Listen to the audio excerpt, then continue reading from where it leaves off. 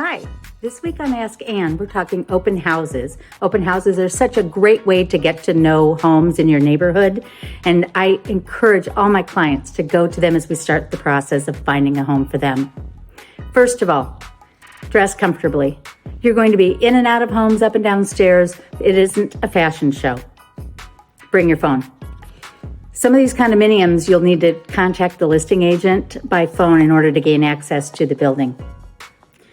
When you go in, you're going to be expected to sign in.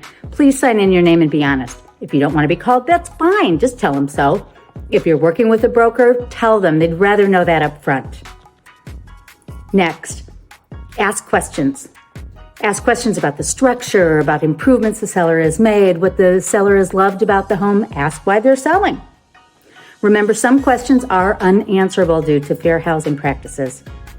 Expect the listing agent's going to ask you some questions. Don't be put off. Please answer them honestly. Expect things like, how long have you been looking for a home? How does this compare to others that you've seen, etc., etc. And answer them honestly too. It's not their property, and that feedback that you give them will be really helpful to the seller. Please leave Poochie Poo at home.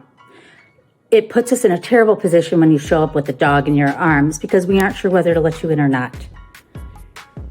I hate that feeling. Also, wear easy on, easy off shoes because most sellers these days want you to take your shoes off as you come into the home so as to not track in mud. Lastly, have fun. Searching for a home is great fun. Home ownership is a wonderful thing.